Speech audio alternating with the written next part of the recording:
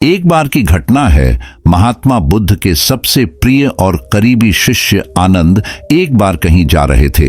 तभी रास्ते में उन्होंने देखा कि एक व्यक्ति एक चट्टान के ऊपर बैठकर रो रहा है।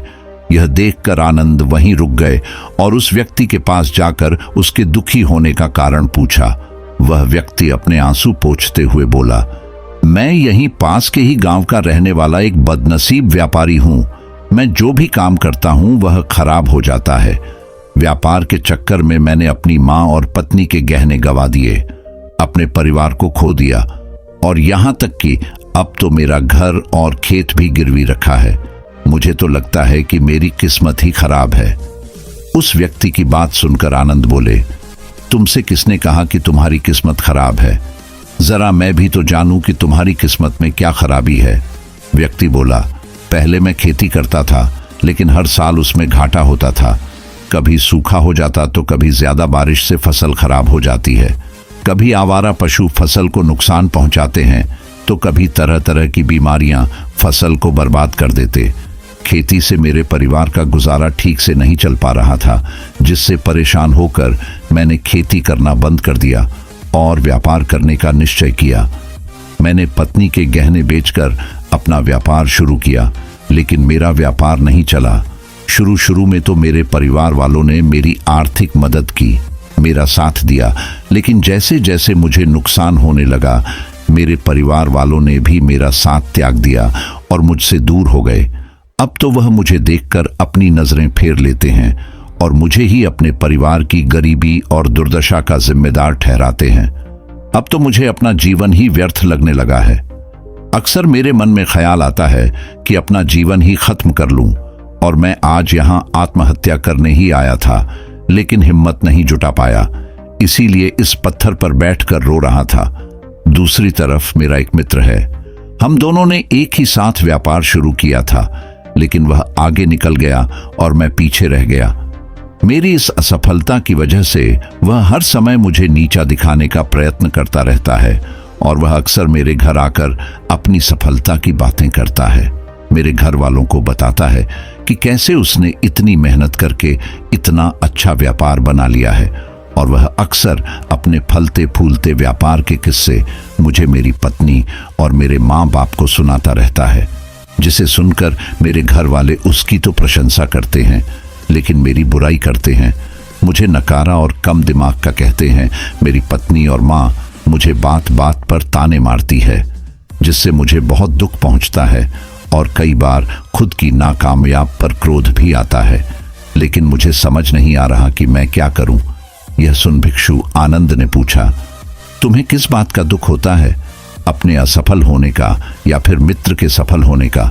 सवाल सुनकर वह व्यक्ति एक पल के लिए सोचने लग गया, फिर बोला, अगर सच कहूं तो मुझे अपने असफल होने का उतना दुख नहीं होता जितना कि मित्र के सफल होने का होता है।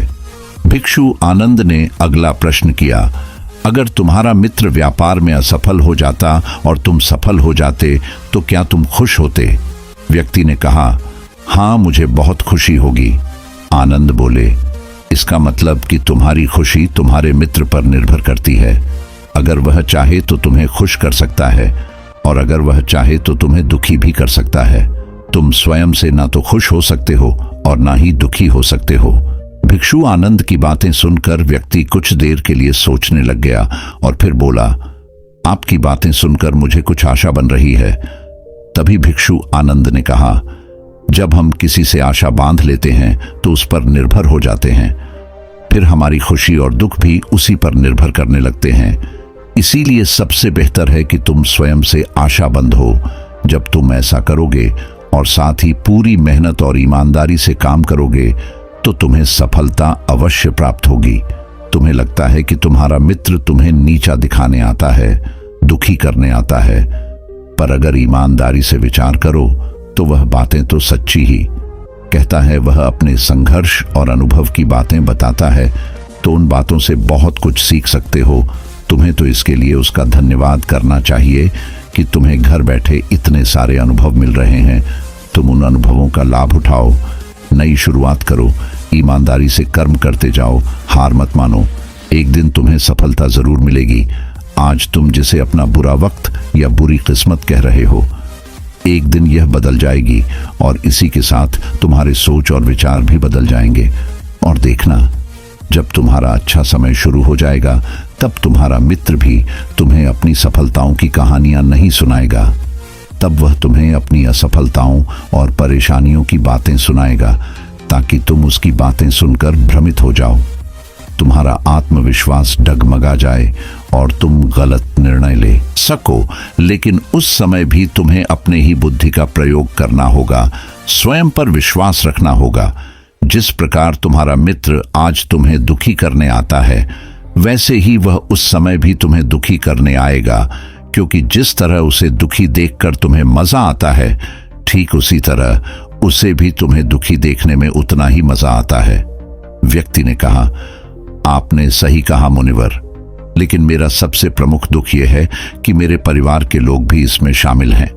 वास्तव में मैं तो अपने परिवार के लिए अच्छा करना चाहता था, उन्हें खुश रखना चाहता था, लेकिन वह भी मेरी बातों और भावनाओं को नहीं समझ रही है, मुझे ही गलत कहते हैं और पिछले कुछ समय से तो वह मेरे साथ भी नहीं है।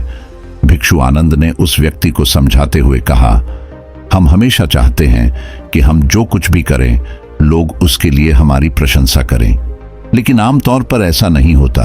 लोग हमारे प्रयासों की तारीफ नहीं करते, जिससे हम दुखी हो जाते हैं। हमें लगने लगता है कि हमारे मित्र, रिश्तेदार, घर वाले सब स्वार्थी हैं। लेकिन अगर तुम किसी को अपना परिवार मानते हो और उसके लिए कुछ करना चाहते हो, तो फिर तुम ऐसा क्यों सोचते हो कि तुम दूसरों के लिए कुछ कर रहे हो? वास्तव में तुम अपनी खुशी के लिए कुछ कर रहे हो, क्योंकि उन्हें खुश देखकर तुम्हें खुशी होती है।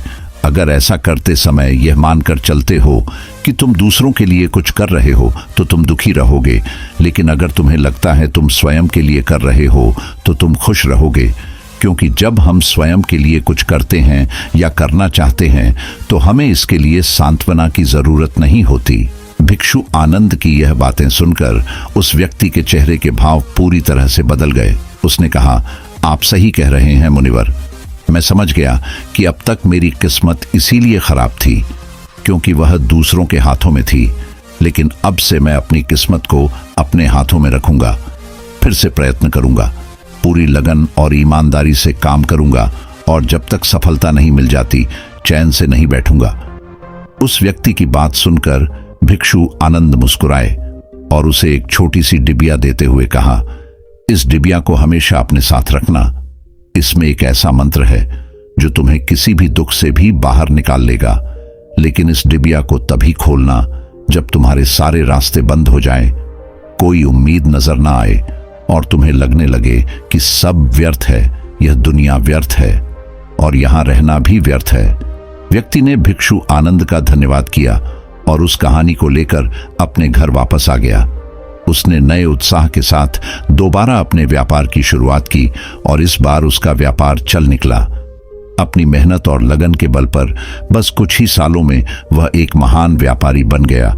उसके परिवार वाले भी उसके साथ आ गए और उसका जीवन बहुत ही सुख, शांति और समृद्धि के साथ बीतने लगा। लेकिन समय और किस्मत के खेल को आज तक न कोई समझ पाया है और न कोई समझ पाएगा। यह सदा एक जैसा नहीं रहता, यह बदलता रहता है। उस व्यक्ति के जीवन में भी बदलाव आया। वह व्यक्ति जिस राज्य में रहता था उस राज्य पर बगल वाले राज्य के राजा ने हमला कर दिया। उस हमले और लूट मार में उस व्यक्ति का सारा धन भी लूट लिया गया। उसकी दुकानें और घर सब जला दिए गए। जान बचाने के लिए वह अपने परिवार के साथ वहां से भाग गया। व्यक्ति अपने परिवार के साथ कई दिनों तक इधर उधर भटकता रहा। वह दाने दाने को मोहताज हो गया। उसका बच्चा बीमार हो गया और इलाज के अभाव में बीमारी से बुरी तरह तपने लगा। यह देखकर उसका हृदय चित्कार कर उठा। उसके पास अपने बेटे के इलाज और परिवार को खिलाने के लिए धन के नाम पर एक सिक्का भी नहीं था। वह से बुरी तरह से टूट गया। ऐसे में उसे एक बार फिर से निराशा ने घेर लिया। उसे लगने लगा कि उसका जीवन व्यर्थ है, सारी दुनिया व्यर्थ है। लेकिन तभी अचानक उसे भिक्षु आनंद द्वारा दी गई डिबिया की याद आई। उसने बहुत ही उत्सुकता के साथ उसे खोला। उस डिबिया के अंदर एक पर्ची रखी हुई थी। उस पर्ची पर कुछ लिखा हुआ था। उस पर्ची को देखकर उसकी आंखों के सामने छाया हुआ निराशा का अंधेरा हट गया और वह एकदम से मुस्कुरा उठा। उस पर्ची पर लिखा था, यह वक्त भी गुजर जाएगा दोस्तों। यह कहानी हमें सिखाती है कि समय के खेल को समझना संभव है। यह हमेशा बदलता रहता है, इसीलिए बुरी परिस्थितियों में हमें अत्यधिक निराश नहीं होना है। आत्मविश्वास बनाए रखना है, क्योंकि समय बदलता जरूर है। आज बुरा है तो कल अच्छा भी जरूर आएगा। दोस्तों, हम आशा करते हैं कि आपको हमारी ये कहानी जरूर पसंद आई होगी। अगर पसंद आई हो तो अपने दोस्तों के साथ जरूर शेयर करें और अपनी राय हमें नीचे कमेंट बॉक्स में जरूर दें। दोस्तों, इसी तरह और भी मोटिवेशन कहानी देखने के लिए आप हमारे चैनल को लाइक, शेयर, सब्सक्राइब जरूर करें। धन्यवाद। नमो बुद्धाय।